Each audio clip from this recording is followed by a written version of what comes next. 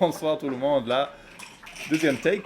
On vient de regarder le match entre Stéphane Chenevière et Julie Tabot dans le championnat de France en ligne. Un très bon match.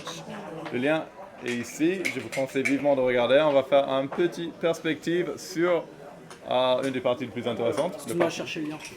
La partie très fort. On va regarder. On a analysé sur Extreme Gammon. Alors, sans attendre plus, allons-y. Ok, là, on est première partie, 0-0 en 9. Là, on a Julie en bas en vert et Stéphane en haut en blanc. Ils sortent à droite. 6-1. On a quelques coups assez classiques pour démarrer. Pas beaucoup de décisions très intéressantes. À part ici, on a un petit erreur de la part de Stéphane pour ouvrir la balle. 13-2. T'as pas trop aimé mettre le troisième sur le 2? C'est quelque chose que Stéphane n'a pas trop aimé non plus. Ouais. J'en suis sûr. Bon, ce qu'il a dû se dire, c'est que probablement, comme il avait fait le point 2, le point barre n'est pas un point qu'il a vraiment envie de faire. Le coup naturel ici, c'est de faire 13-7, laisser le bloc en 7. Et il a dû se dire que ça valait pas le coup comme il avait fait le point 2. Ouais, apparemment XG il aime bien descendre les deux, ça fait toujours un peu de mal à complètement stripper le midpoint. Mais bon, c'est juste pour ne pas trop déposer les gens derrière. Alors c'est pas gros. Envoyer un mec comme ça aussi loin dans le board, ça fait, sur un point qui est déjà fait, voilà, un spare sur le 2, ça fait encore moins envie. Ouais. Bon, et là il y avait un double 6, il y avait quelques décisions. D'abord elle a hésité juste courir. Mais j'aime bien le blitz ici. Mettre 2 sur la barre avec un meilleur board, c'est vraiment une mauvaise chose à faire. Alors, quand le cube est au centre, faut faire gaffe des fois. Le truc, c'est que est-ce que tu t'assures un double pass une fois que tu as joué du fond? Tu vois ce que je veux dire? Ouais. Et je pense qu'en fait, les cubes sont bien plus forts une fois que tu en as envoyé 2 sur la barre, c'était le scénario de la partie. Ouais, certainement. Bon, là, 4-3. Stéphane est content et entre les deux. Et première décision de cube. Là, il y avait une petite hésitation. Certainement, Julie, elle a réfléchi. Ça mérite un peu de réflexion ici. Pour toi, est-ce que c'était immédiat que tu envoies? Le double me semble très très clair pour plusieurs raisons. Il y a 11 petits bonhommes dans la zone. On a 3 points, donc le blitz est fort. Ça ne va probablement pas se retourner dans les largeurs de si peu parce qu'on a une encre, parce que la structure de blanc avec ce spare sur le point 2, elle est vraiment pas extraordinaire. Que mine de rien, Julie frappe loose et Stéphane fait gala. Déjà c'est gros passe. Donc il y a suffisamment de volatilité pour envoyer. Et je suis surpris que ce soit un si gros take. Ouais, le take est énorme. Je pense que s'il y avait un sur le bar, ce serait beaucoup plus borderline. Mais si on a un sur la barre, c'est même plus que borderline. Ouais. C'est juste Julie, bon, elle peut frapper, mais elle n'a pas un board qui est énormément supérieur à celui de Stéphane. Et Julie a quand même pas mal de boulot, elle a besoin de ramener son encre, son midpoint, alors... Bien sûr, mais bon, ouais. Dans les scénarios où tu fous blanc à la barre, en fait, tu libéreras ton Et encre quand il sera à la barre. Un autre score, ce sera peut-être différent. Oui, bien sûr. Mais là, ça va. 0-0 en 13, on peut le faire. Ok, double 4, double shoot. On a vu ça, j'aime bien. On continue le thème de Blitz, c'est thématique. 3S, entre sa shoot. On commence une bataille de shoot, c'est assez sympa. Et puis un gala qui coûte un peu cher. On couvre. Et le double 3 était moche, il n'y avait pas grand chose à faire. Il fallait juste pas trop enterrer les pions. 6-4, bon. C'est quoi l'autre choix? Quitter l'encre ou mettre un quatrième sur le point 2? Ça n'existe pas, ni l'un ni l'autre. En fait, mettre un quatrième sur le point 2 n'était pas une grosse erreur. Sans déconner. Ouais. Même si c'est tellement moche. Ok, parce que quand tu fais ça, tu te dis tu vas laisser des frappes plus tard dans des pires conditions. Ouais. Non, moi je joue celui-là, j'aurais pensé que lui 2 était vraiment très grave. Mais bon. Ok. Ouais, c'est tellement Alors, contre-intuitif. Je pense aussi qu'il y a une idée derrière, c'est de se dire c'est pas le moment de laisser des shoots, sachant qu'on a encore plein de monde à ramener vers l'extérieur. Et qu'il y a des histoires de gammon juste parce que je me fais frapper maintenant. Ouais, c'est clair. Parce qu'on joue contre board de 4. Et puis, ok, 6-1, on a pas mal discuté ça avant avec Yannick. Là, on était tous d'accord que oui, c'était mieux de laisser les shoots quitter l'encre maintenant et refaire en sorte de midpoint. Et pourquoi c'est tellement mauvais selon la machine de juste descendre 15-8? L'idée est simple, c'est-à-dire que il y a un moment où tu vas devoir lâcher ce point 20 pour gagner la partie. Alors à moins que tu saches que tu vas faire double 6, double 5 le coup d'après, il faut un plan. Ouais. Il faut un plan. Et là, tu peux te permettre de le faire dans de bonnes conditions, c'est-à-dire que tu ne laisses qu'un blot à la fois. Le board de blanc, il est toujours pas très fort. Attention parce qu'il peut s'améliorer d'ici quelques coups.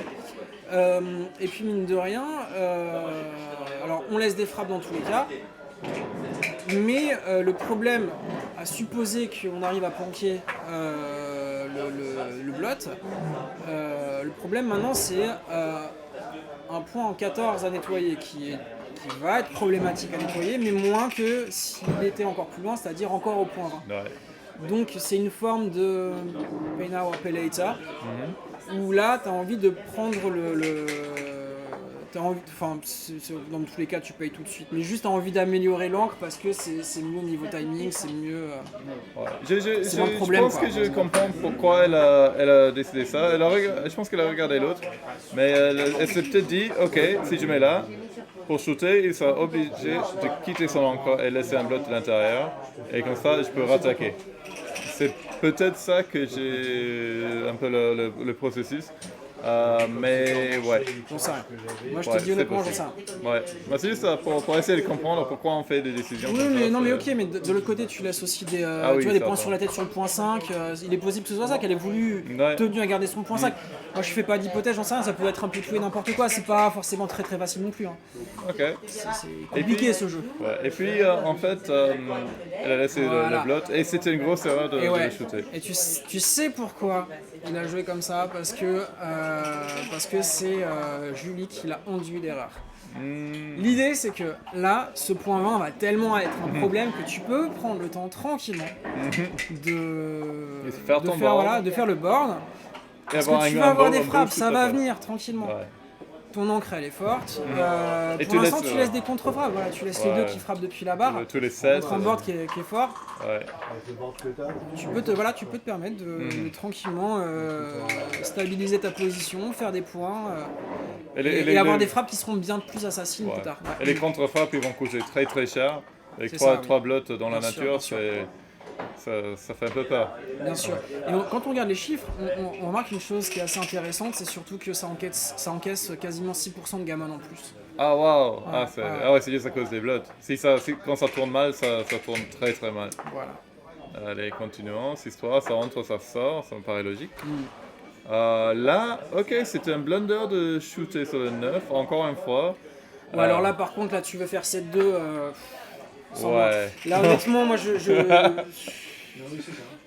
Ouais. Ok, moi, je me trompe tous les jours, c'est pas grave. C'est pas grave, je fais pas 7-2, je rajoute pas un deuxième spare sur le point 2. Je comprends. Je comprends XG, je suis obligé, il est trop fort Mais c'est moche, c'est tellement contre-intuitif.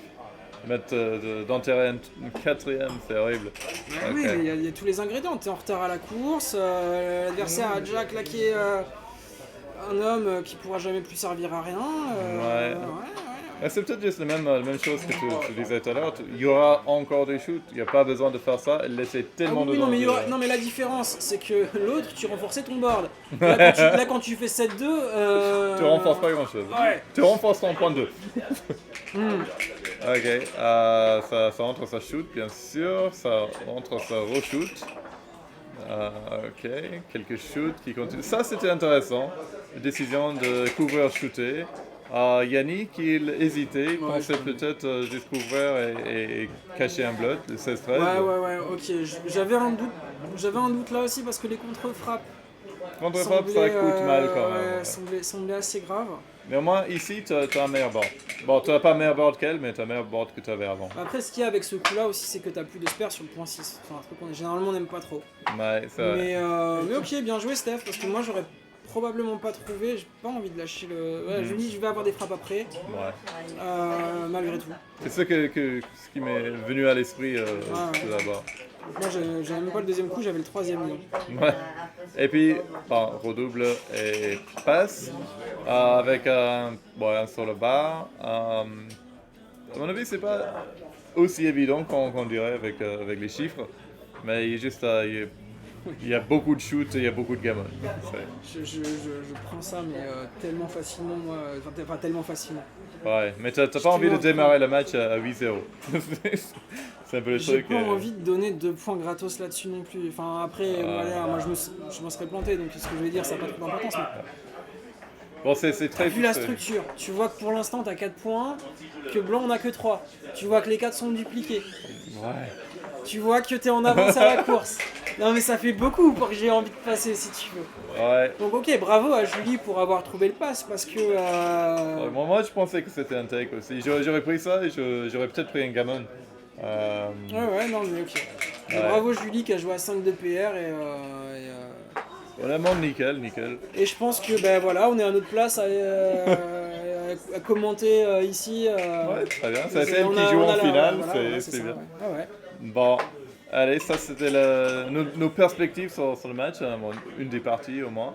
Bon, je vais revenir au grand écran.